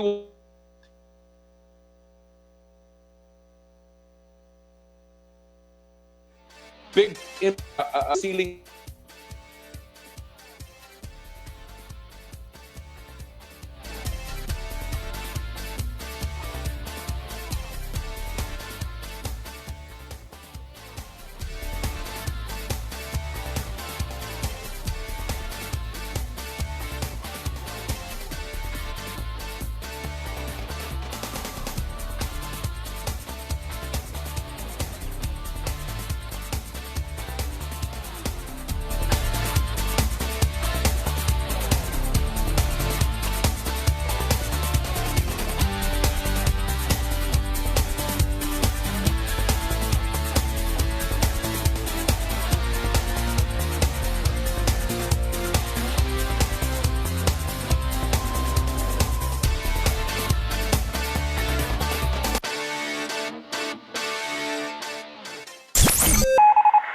Ang oras, 9:29. Oras sa Radyo 5 ay hatid sa inyo ng Fuji Denso. Fuji Denso Home and Commercial Appliances, where you get reliable, durable, and energy-saving features in all our products. So choose wisely. Choose Fuji Denso. Fuji Denso is available in all leading appliance stores nationwide. Fuji Denso, quality above all. COVID-19. Reminders from DOH. Tamang paghugas ng kamay. Ang simpleng paghuhugas ng kamay ay mabisang paraan upang makaiwas sa anumang sakit. Makakatulong rin ito sa pagpigil ng pagkalat ng mga viruses kung wasto at regular itong gagawin. Basain ng tubig ang kamay at magsabon. Sabunin ang mga palad at likod ng mga kamay. Kuskusin ang mga pagitan ng daliri, kuko at pagitan ng mga hinlalaki. Kuskusin rin ang mga tulo ng mga daliri sa magkabilang palad sa paikot na paraan. Gawin ito sa loob ng 20 segundos bago banlawang mabuti gamit ang malinis na tubig at tuyuin ang mga kamay gamit ang single-use towel. Basta't laging handa at sama-sama, kaya natin to. Isang mahalagang paalala mula sa DOH, PCOO, KBP at ng himpilang ito. Sa patuloy na pagkalat ng COVID-19, narito ang ilang impormasyon tungkol sa social distancing. Sa community quarantine, nililimitahan ang paggalaw ng mga tao. Ganito rin ang sitwasyon sa sektor ng transportasyon, subalit patuloy ang biyahe ng cargo at delivery. Ipinagbabawal naman ang pagtitipon-tipon sa isang lugar. Suspendido rin ang klase at ibang aktibidad sa loob ng isang buwan. Ipinapatupad din ang flexible working hours sa mga ahensya ng gobyerno at hinihimok din ang mga pribadong kumpanya na gawin din ito. Sa panahong ito, hinihikayat ang lahat na panatilihin ang layong 1 metro o 1 dipa mula sa mga tao sa inyong paligid. Labanan ng virus, pigilan ang pagkalat, puksain ang COVID-19. Isang paalala mula sa PCOO, DOH, KBP at ng himpilang ito. Ang nanay ko, doktor. Si tatay ay nagtatrabaho bilang pulis. Ang ina ko ay isang pharmacist. Akong amay, usa ka nurse. Maraming salamat po sa inyong lahat. Araw-araw nilang nilalagay ang kanilang buhay sa peligro. Sa ngalan ng serbisyo, hindi lang para sa mga mahal nila sa buhay, kundi para sa ating lahat. Kaya't sa ating mga Filipino frontliners, maraming salamat po sa inyong lahat. Lahat kami ay saludo at sumusuporta sa inyo. Atid sa inyo ng PCOO, DOH, KBP at ng himpilang ito. Sa Oplan Ascenso, pag-uusapan na ang mga isyung may kinalaman sa perang pinaghirapan mo. Where will it go? How will it grow? Feeling rich and curious na sina Gerard de la Peña at Michelle Orosa sa coolest business ideas, hottest business news dahil bagay sa'yo ang mag-level up sa buhay. Oplan Ascenso, tuwing Sabado, alas 12 ng tanghali hanggang alas 2 ng hapon. Plan your Oplan na. Ascenso is just around the corner sa Radyo 5 at 1PH sa Signal Channel 1. Pananaw sa buhay. Save now, enjoy later, or spend now, struggle later. Buhay at hanap buhay. Mahirap maging successful kung hindi mo lang alam kung anong ginagawa mo. Laging maaliwalas. Laging positibo. Income minus savings equivalent to expense, pero it's not the principle alone eh. How does that principle apply to your life? Gagabayan ka ni Wealth and Life Coach Ching Kitan para makaahon sa problema. Dahil ikaw ang dapat kumilos. Ikaw ang gagawa ng paraan dahil kaya mo yan. Ching Positive! Kasama si Christina Lazo. Question galing sa text line, ano bang magandang marketing strategy or promo sa isang generic gas station para maengganyo ang customers na bumalik? Tuwing linggo, alas 6 hanggang alas 8 ng umaga. Point A to point C, tuturuan ko po kayo kung paano mag-start ng business. Think positive. Bawal ang kokontra, bawal ang nega. Hindi na bale, nawala akong iPhone. Basta, meron lang akong e-phone. Sa Radyo 5 at 1PH, sa Signal Channel 1. Alright mga kaibigan, balikan po natin ang ating huntahan sa 1996 Grand Slam team ng Alaska kasama ni Sean Chambers, Kenneth, Jeffrey Cariaso at si Poch Juinio. Panoorin po niyo to. Is key, right? So yes, it won't be maybe up to the 40s or 50s, but it is up between, and Sean, you could correct me, it had to be between 25 and 30 at least. And my but career then average was 31 points. 31, see? But My then career you have 15 rebounds, and then he'll have his 7-8 assists. But defensively, oh my goodness, just being there helping out his teammates. He's an import that was willing to close out when he needed to. He's underneath the basket with the big guy, but there's an open guy in the corner. He'll run out there and challenge that. So he really is a complete player, and that kind of forced us to be better in more than just one aspect. So that's why Sean was special. That's why. Poch? Yeah, Sean was a good role model for us to emulate him in the court. First of all, he has a really big heart when he plays. You can see his attitude during practice and during the games. You can really tell that with the stats, because the stats won't do justice, but the outcome will do the justice. See how many games we won without him being the best player, best scorer. Sean will be the ultimate import that a team can have, and not take away many things from his local teammates. Right. But he tries to include everyone. Did you ever consider, Sean, that you were the alpha dog of Alaska? I felt like I brought a whole, so much more different to the team that they didn't have until I got there sometimes. Like Tim used to tell me, when I came back over, it came like we all knew we were going to win. We practiced different. We came to the games with a different expectations. They knew that I always said this is the PBA, not the NBA. I was playing in the Philippine Basketball Association. I wanted my teammates to be successful and be rock stars more than myself. They knew, let's say if there was the other imports didn't take pride in covering an Alvin, Patrimonio, or Vergel Meneses, or the other best local players. I took pride in that. And knowing that, we can shut down the better local player that is going to help us win, and then move over and play defense against a Kenny Travis. When my first 2 years, I was averaging 37 points a game. Mm-hmm. But as we started getting better talent around us, JoJo and myself have to take lesser shots for the betterment of the team. And I think the biggest thing for me, I didn't shoot a lot of threes, and Carlos Briggs, like you said, and Tony Harris and all those guys, but my will to win was much higher than theirs. Absolutely. My desire to win was much higher than theirs. My fear of failure more than to succeed was higher than theirs. I didn't want to fail. I didn't want to let the organization down, or my teammates down, or my Filipino fans down. So I always felt like I was playing for something more bigger than myself. I wasn't worried about my own success, or I would be upset that I only had one best import. Never mattered. But I will tell you this. I just watched that game when I was rewarded the best import award. Okay? Nobody was more happier for me than my teammates, because they knew it was well overdue and about time. I was happy, but I can watch that video and you should see these guys, specifically Jeff, Bong, Poch, you know, the way they all, especially Ruel Gomez. He jumps on my back. I watched it, probably almost brought tears to my eyes. But it was like they were so happy for me, you know. I think one best import does not give justice to what you've done for the PBA, Sean. And thank you.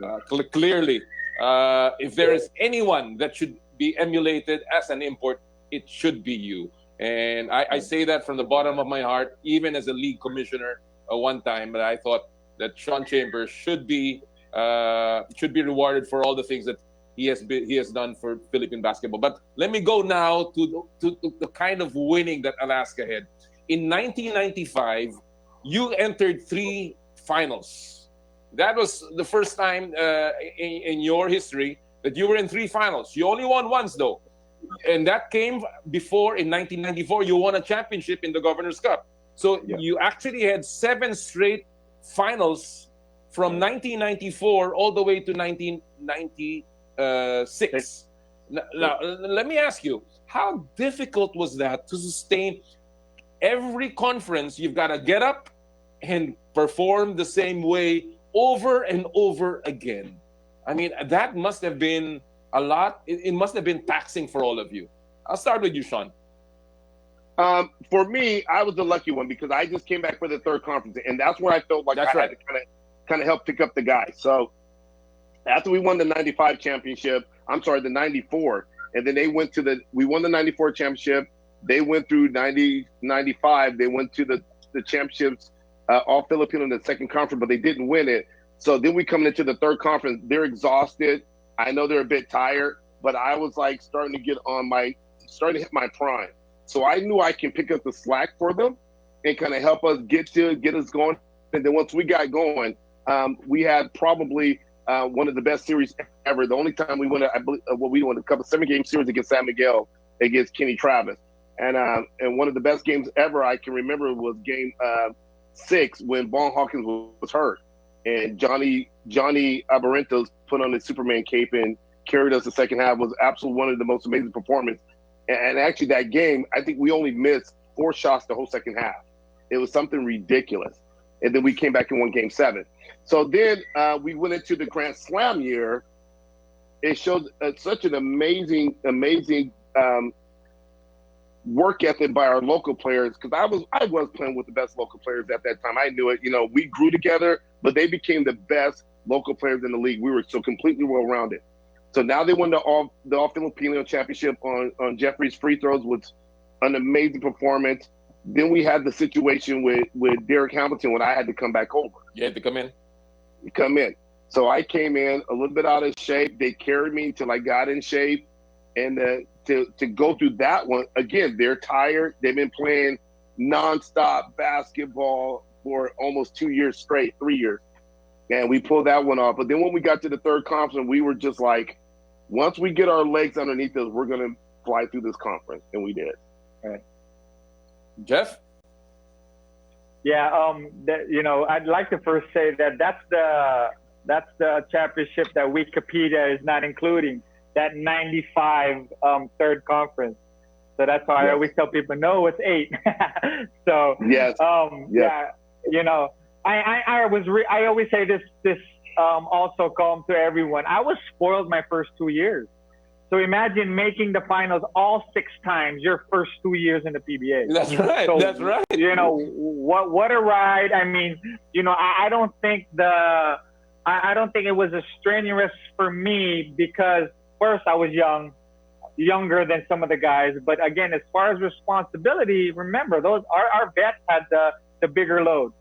So I just want to kind of point out the mindset, and I really love this question because it really establishes the mindset that the team has. What's difficult about how we do things in the Philippines is with the 3 conferences every year, there's always okay, you win a championship, you're up, or if you don't, then you kind of go back down and you start over again. It's kind of a roller coaster ride. So you could imagine the dedication I think the team has into just being able to practice hard each and every day, preparing ourselves each and every day. and then playing conference after conference. Imagine the mindset there. We lost 2, and then, imagine the thinking right before the third conference. Right. How are we going to find the energy to go back and, gosh, we just lost 2, and, we could have easily just folded. Although we did start slow that conference, but then again, Sean helped us and picked us up. But I just want to just mention that the mindset, I think, is beyond extraordinary with a lot of the guys. And again, it just has to do with the culture that we had at the last. Poch, I know that you were there in '94 and you saw how you struggled in the beginning. You won a championship. You lost against Sankis twice in '95. Did that kind of push everyone to become even better? Yeah, it was a challenge for us to overcome the losses against Sankis in the first and the second conference. And Coach Tim always challenged us to be better, to look beyond that and look at the big picture, the championship. I know it's hard every day. He has to convince us that it's okay to lose at the beginning, and at the end will be when the outcome matters. That's what it matters. In the '95 season and '96, it brought the mentality, winning mentality. It developed us through the years of playing the conferences. It was a challenge. We have to improve better every game, every conference. The team has to be better, and individual players have to be better. It's interesting because, and I want to ask you, what did you think? I know that you went. It wasn't an easy Grand Slam year, as you have been saying. You have to pick it up 7 straight championships, 7 straight finals. You had to pick it up every day. But was there, if you were to be asked, what you think is the pivotal point in that Grand Slam year? I know, for instance, Sean, you had to come in for Derek Hamilton, who was suspended, then banned by the league. Do you think that was a pivotal point? I know, Jeff, that you canned those free throws. What do you think, if there was one particular, point in that Grand Slam year, did you think that, we're not going to make this. We're not going to get the Grand Slam. I'll start with you first, Jeff. I think the motivation going into the All-Filipino '96, and again, coming off of a championship in '95, was to win our first All-Filipino. Mm-hmm. So that hasn't happened yet. So that was our first All-Filipino championship. And when we won that, we felt like going into the second conference. Again, we were the favorite. So, again, what I'd love to say about the mentality of the guys is it never went down, or at least I never sensed it. Guys kept on performing at a high level each and every day at practice. There was never a discussion on, okay, maybe we could do something. It was always, okay, let's be at our best today, and let's prepare today. And then we took one game at a time. I definitely think that with our import needing to go home and Sean replacing him, at first you're kind of skeptical because that was the second conference where we have the bigger imports.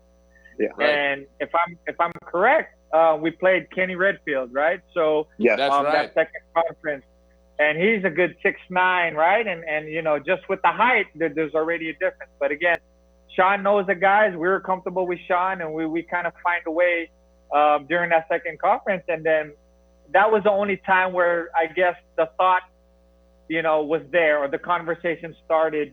Wasn't a lot of conversation, but where the thought came in where, okay, we just won 2. Maybe we could go for the Grand Slam. There was a stretch, Poch, for instance, that you entered the semifinals after topping the eliminations. I don't know which conference. Then you lost 4 straight in a row. And then you had to win 3 in a row just to get back on track.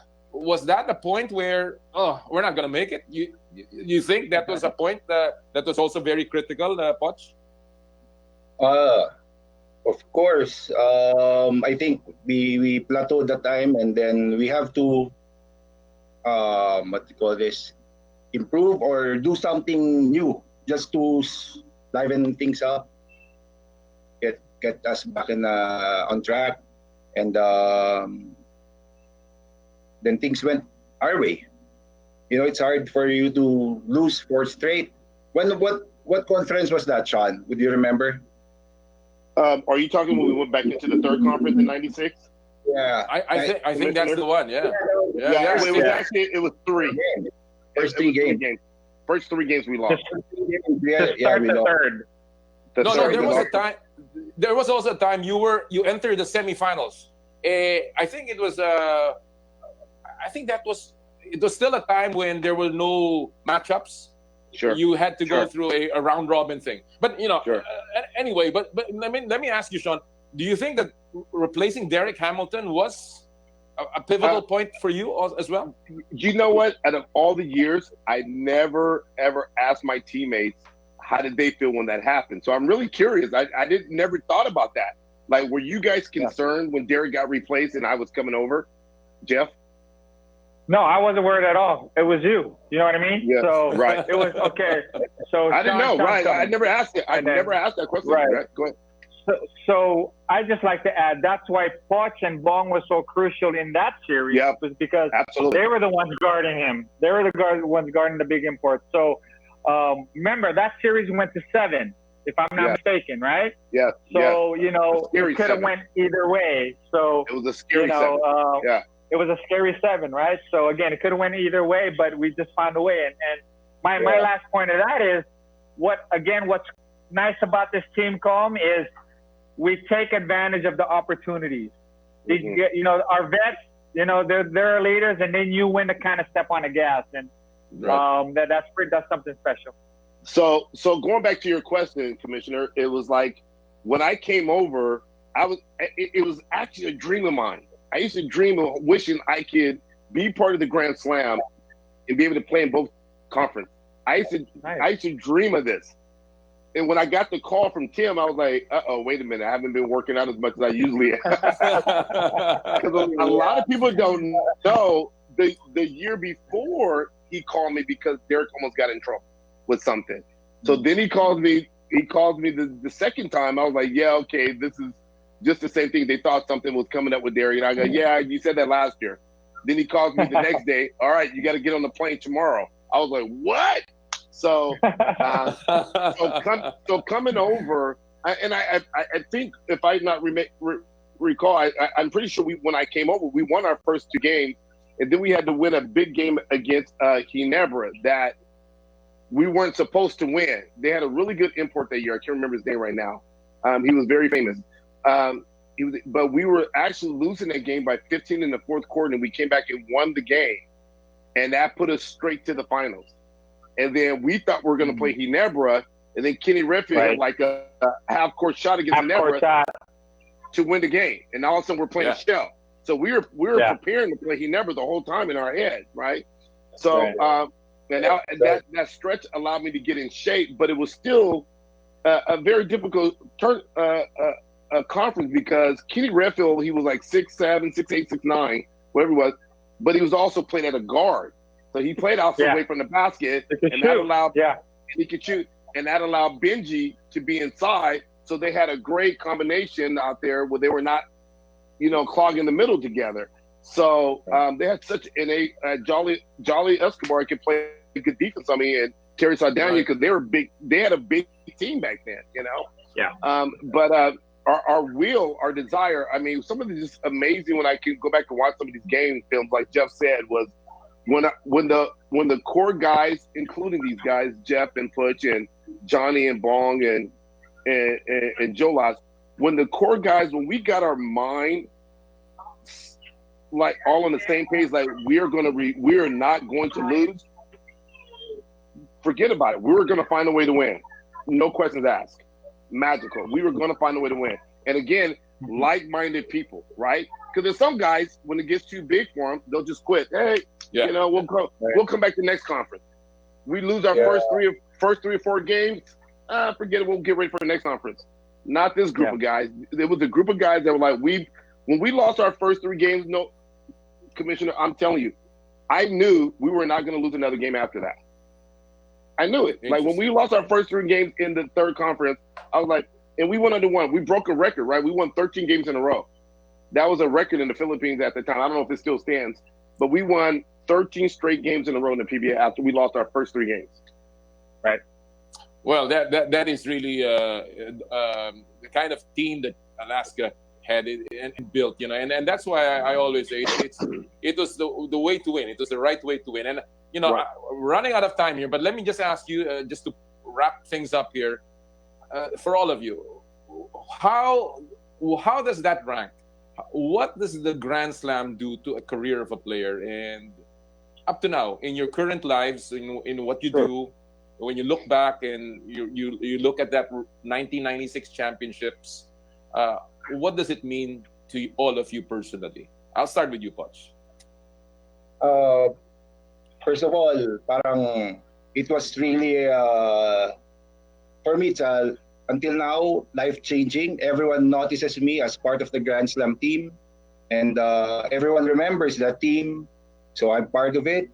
And then maybe my confidence in playing the time. I was still like 23 when we first got the Grand Slam. It made me be a better player on and off the court.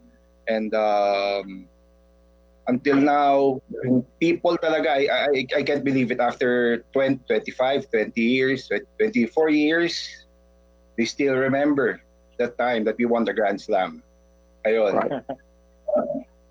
Well, they will always remember you. You were the most improved player of '96, and you were a vital cog in the run of Alaska. Jeff, what does the Grand Slam mean to you now as a coach, in your personal life, and in everything you do? It's up there, Com. Honestly, that Grand Slam year as a player is really the pinnacle in regards to my greatest memories. So it's there. It's top. No question about that. What's really nice is because me being part of that team, yes, I agree with Poch. Everyone still remembers.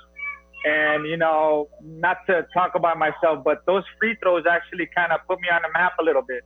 Yes. So everything kind of followed after that in regards to being able to get offers. So all that. So I'd like to say that was the start of a career that I cannot complain about. But yeah, it's up there memory wise. I share it with my kids. I explained to them roles also because again, my role there was different. Maybe come Alaska my second time around. But again, one of the most memorable moments in my career. Well, you talk about how big those free throws were. Of course, in '97, and this is another story.